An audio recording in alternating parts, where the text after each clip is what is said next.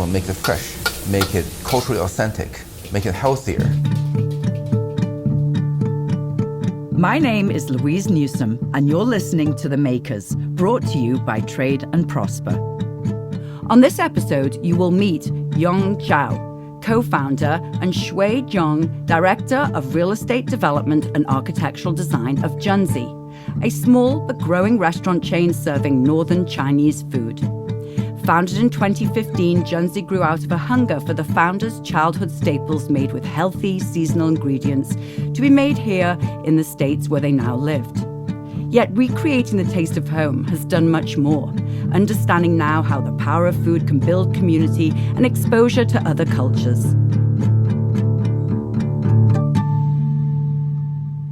In 2006, I came to the United States for graduate school at Yale. So after I graduated from college. Right, and what were you studying in Beijing and then when you came to the United States? I studied the conservation biology in the Peking University in their first liberal arts program called Yuanpei program. It's rather called Yuanpei School. In the life science part, I specifically very interested in the environment and also animal protection stuff. And then came to Yale for the environmental science major. Shifted a little bit from the conservation biology into more biogeochemistry, which is study carbon cycle, which is the foundation of climate change. My idea was that moment is thinking about go back to China, work in the government to solve the climate or environmental problems. That's a big task. That's a big task. And then eventually, I think 2011, I started to realize, first I think climate change or in a bigger scale, global warming, it's very hard to solve only by government. And then working through government is a really hard task itself, no matter even to think about the problem itself. But before that, you need really climb your ranks in government, which is really risky and a tough task at the moment. So I think about maybe I should focus on something I'm more passionate about. At the moment, I realize entrepreneurship is more and more become something I really want to do. So 2011 is where we start really thinking about be a startup entrepreneur down the road. So that's when Junzi came about? 2011 is early.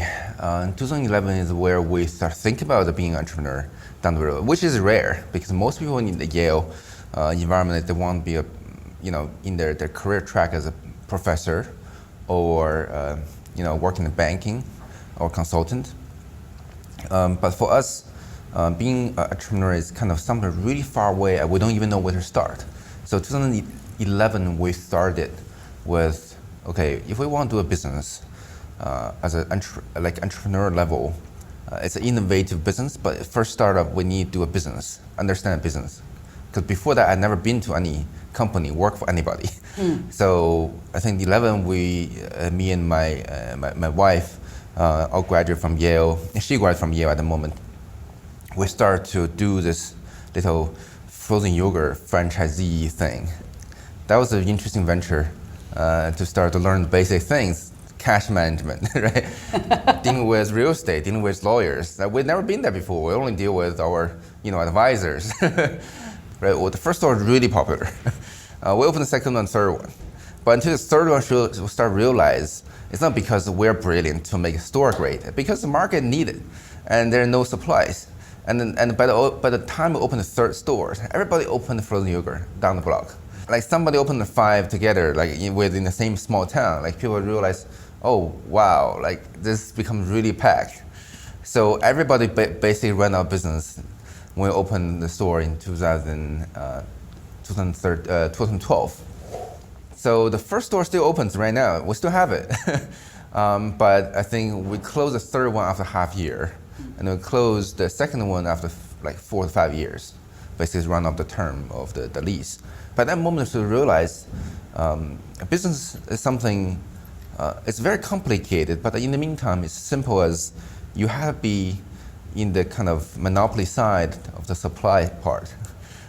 You have to have innovation, to have an entry barrier, to make the combination or replication of your business. It's not that easy. What learnings did you take from that to understand how you could build out Junzi and make it different and make it stand out? Well, it's a huge learning first for international students who study in the school to learn the basics, even dealing with just the whole environment as an average American went through. Because we've never been to it. It's every tower we've been at Yale, right? Everything's nice. The building is old and beautiful, right? And you have fundings for the interest of science. But when you're dealing with reality, you see people have struggling with minimum wage. So all these things, just think about a business model, think about competitions, think about how can I make sure the ecosystem I'm trying to create with the idea trying to have, how to survive in the reality. And because innovation is basically central, the heart of this entrepreneurship. So we have to understand reality to think about innovation from the reality. Otherwise, you'll be out of touch. So I think that overall the learning of the basic business, how tough the business environment is, and have some meaningful relationship with our partners, is very important from off the bat when we start the Junzi. Because Junzi start with big ideas, but it start grow through this little things such as we need to open the first store, we need to negotiate first lease. And that's very hard as well. So for us, as we've been learning or been through, it's similar to every immigrant, that you have to learn fast as you can. You have to be very humble. And you have to be willing to learn a lot of new things, understand other people.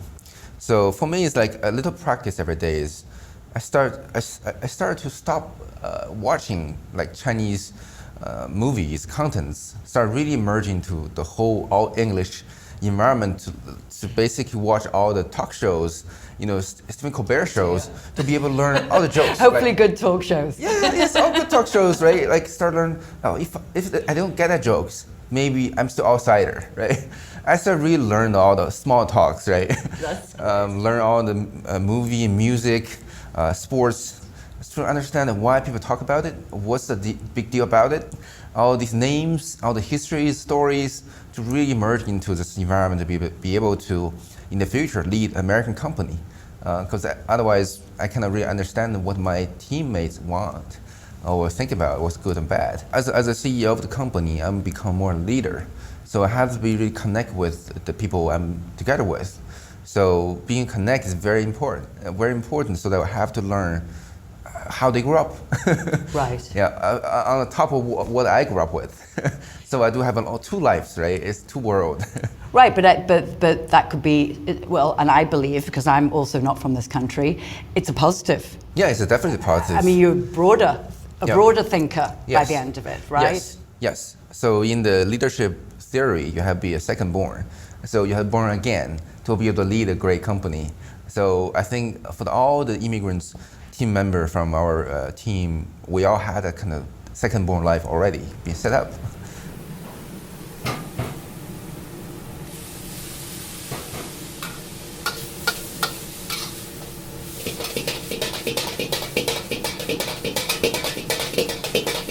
Yong, what have some of the biggest challenges been for you as a founder and co-owner of Junzi? There is a challenge, a common challenge entrepreneurs. So it's basically you don't have enough resources, do the thing you want to do, and then you have very limited time, limited budget. As a team, we basically work 6 days a week for the first 4 years of this. And for me, I still work like that way to really make it work. We do have a challenge of immigration status, how to find a visa, stuff like that. Because although we already created more than 100 jobs in America, but it's very hard for us to easily find a visa without spending too much time on it, too much money on it. That's another part of current immigration in America is like really hard. And also Chinese food, because when people learn about China or talk about Chinese food, they have all the kind of existing stereotypes about it. So it's just hard to change it, or hard to say, hey, we have something new and better, and that's more true. So you have to change or battle with people's already fixed stereotypes about us, right? It's similar to all the immigrants, right? In America, it's like that. You have the little box, you've been contained with, and now you're saying we're gonna break it because that's not true, or it's just too small. Our basically idea from the very beginning is we want to get our communication all in-house together, because as I mentioned, the biggest challenge is about that little bandwidth usually to give a Chinese brand. That little things you have to play with existing icons, stereotypes. You have to break it, but not totally just break too much so people start to, I don't understand that, right? Right. So communication was the most important challenge and also opportunity for us. So from very beginning, we have all designers, all the marketers, PR, all together to create different message. From the drawing, the first little sketch, to the architectural design, to the branding narratives, and to the PR pieces, it's all done in-house to make sure it's all integrated together. So that's one of the biggest innovation, because in 2015, we had one interesting Chinese food conferences in a kind of Longhouse revival event by one of the columnists from New York Times. So we find out in this Chinese food conference, there's no Chinese there. Talk about it. People who create the food doesn't have the voices. So you have to really grasp on the voice part. From messaging, from the way you can tell to who, that part of things, from design, you have to control all together. So that's very important for the whole team to build on that innovation. But of course, the risk is, it may be overkill, maybe it doesn't work, maybe we're too early for this, maybe it costs too much, and that's all the risk of being a startup venture creation part. The Makers is brought to you by Trade and Prosper. Here we share the stories of individuals and businesses that make our communities. We believe in those who are committed to doing well by doing good, using their hands, minds, and hearts to create a better place for us all, and believe that a little sweat and a lot of sharing turns a community into a populace of prosperity. Trade and Prosper is a forum where those like-minded individuals meet to trade ideas, information, goods and services, as well as build long-lasting relationships that enable them to expand their reach locally and also globally. For more information on our organization and for more podcast episodes, head over to tradeandprosper.com. Follow us on social media for the latest news and events about businesses near you. So thinking about your business development dollars and where you put it, Yep. where would you say your top two areas are? The biggest part is always for the construction cost. Building stores in America, especially a new store, that we have to allow a lot of errors and innovations, is very costly. Especially come to New York from New Haven. It's very rare for a company from other towns come to New York and survive and really thrive in New York. And we made it because we have all the resources allocated, we have all the time spent on it, very hard working, and all the talent we have to make it work. But in the meantime, that's one of the largest spending for us. But also keep the team. Keep the team that usually doesn't exist in the restaurant business. It's very important. So it's not only from the kind of monetary perspective, you need to spend more money, capital on it to support a larger team than usual, than a restaurant group. But in the meantime, you have to keep growth. So when people stay in a team, they have to see, I'm doing something great. So I see the trajectory is rising so much, I feel the future is very bright. So we have to keep the whole trajectory grow really fast. So we push really hard to grow as well. So that's another part. Like, you have to make the business model work for this whole system to make the talent stay, in the meantime grow organically. Not everyone is ready for a startup environment. So we choose the one who is passionate about it, or who think, oh, I think my corporate life is so boring, I want something more fulfilling. I feel more ownership with it. Ownership not only from the feeling of I'm doing this, I own it, but also we do give options for every team members as a startup company. So we're not like two owners own everything, but everybody else is just employee. Everybody is basically owner, a piece of that. And they will give opportunity in investment because as a team member, you know a company growing has a lot of hope, opportunities. You kind of, financially, maybe I can also invest my saving into this. So in the future, I get more returns as well. That's another way to do this. But in the meantime, people really enjoy working at a place that I work with a few, the brightest people I know, and on something nobody done before. That itself is a very unique challenge because you only have one life to do, you live with, and then doing something new and important is very important to a lot of people's life. 70% of our customer is non-Asian American who appreciates our food and service experiences without even know too much about Chinese culture. But we kind of start to build a new level of food experience based on the giant shoulder, right? So we know the importance of consistencies, and then we start to think about, on top of that, how we want everyday food be there all the time like that, and you can trust. But in the meantime, we'll make it fresh, make it culturally authentic, make it healthier. But in the meantime, that's kind of the food I remember as well from my family I grew up with. Because in China, when we were growing up in the 80s and 90s, food is basically locally sourced and seasonal because we don't have other choices. And also cook from mom. You don't have McDonald's to go to. So start really thinking about the memories, although it costs so much time for my family to cook the food for me. But we still appreciate the quality, how much kind of emotions every food is involved with.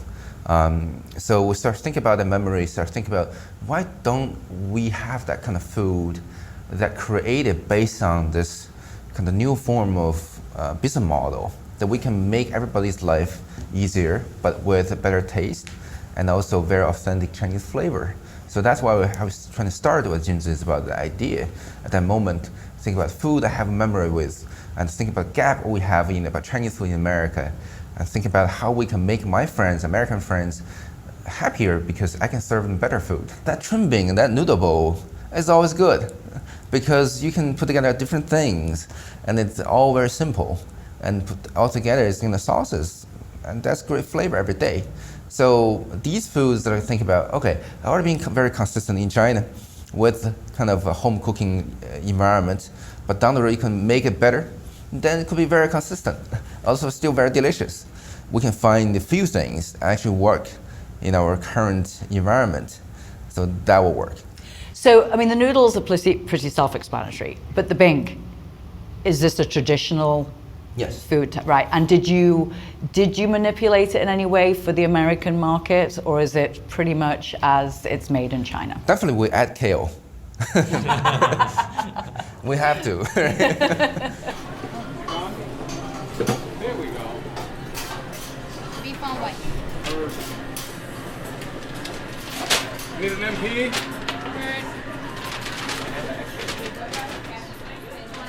Xuhui, you're the director of real estate development and architectural design for Junzi. Yes, so I graduated from Beijing's Tsinghua University in 2012.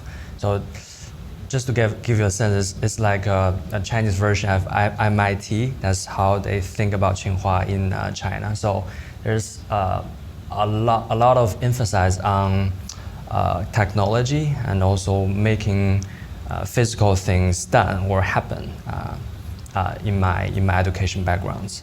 So after graduation, I went to Tibet to finish my final thesis project. It's a small community center as part of the kind of reconstruction for the whole area, because the area was suffered from earthquake earlier.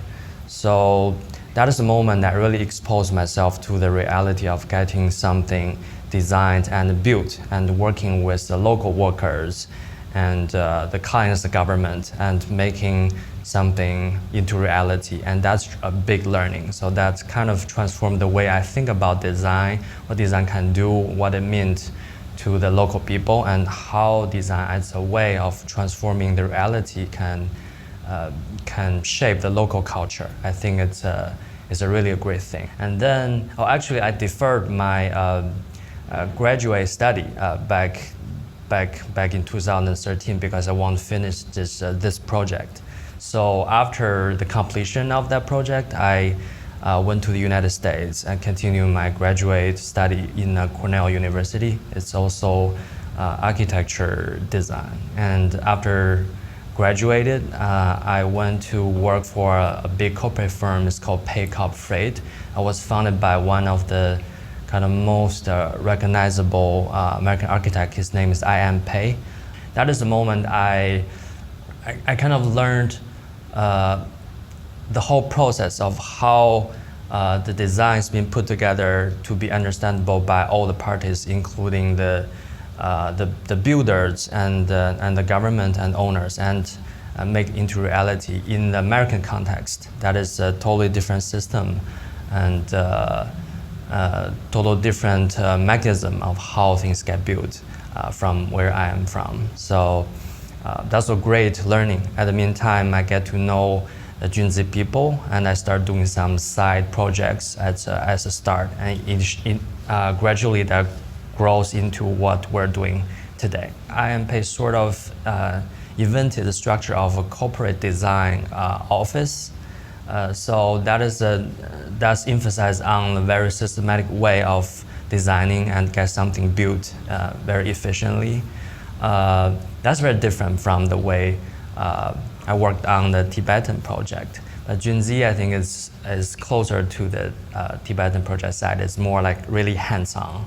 And especially, we had a very small team at that moment. So we have to work out everything from kitchen design, kitchen equipment sourcing, all the way to like furniture designing and lighting selections, everything, and working on all the plumbing, electric with the local contractors. There's a lot of on-site changes during the process. Actually, Yong was helping with the site supervision. Back in the days, we started the first store, designing the first store in New Haven. Like we have very little information or knowledge about how to design a restaurant because it's like the first time for all of us. So we did a lot of research, and also we got quite some assistance from friends and consultants. So there's a very good metaphor saying, so being an architect designer or a designer, you're actually dancing with a chain. So it's always about balance between building an aesthetic experience versus the functionality of the design result. So that's especially important for a restaurant business. On the one hand, you are creating the kind of optimize the hospitality experience for your customer. You want people to get in and also enjoy their time in the store. At the meantime, you try to make the overall operation flow to be as efficient as possible. So the way we do it is actually there's always a distinction between the front of house and back of house. And the way to deal with two separate areas are very different. Back of house is really about efficiency, and we're in the continuous process of trying to have a better understanding of our own operational flow through communication with our operation team and also with our chef. We're always changing, like for last 2 years, like we're changing every 2 months to make these things more efficient, and we're building a standard as well. Front of house is more, I would say, more artistic at the beginning, but because of the way we envision our brands, as Yong just mentioned, we're looking for another 200, 2,000 stores. So we're building also a kind of system that can make the brand duplicate, but at the same time evolve by itself. It's like a component or module-based system with a built-in flexibility of, we say, 30% that can addressing the locality when you move into different neighborhoods. But that is, in general, the way we're designing the whole system. But I think because we're in this millennial era, and the aesthetic tendency and people's preferences are changing. So we're really thinking about building something that can change through time as well. We did the Bleecker store very specifically to address the local culture and vibe of Bleecker Street, West Village. That's so unique in the whole New York City context. The Bleecker store, we designed the bifolding door. That's where we met on the street. We did. So this is really important, the kind of embracing the street life of the West Village. This is very important, especially from my architecture background. There was a very kind of recognizable scholar, Jane Jacobs. She used to live here, and she thought West Village is kind of the best example of modern cities, the scale of the street and the street level activity, and which is very beneficial to the retails and to the local business owners. As people today realized what is the more pleasant way that a city environment can accommodate people's living.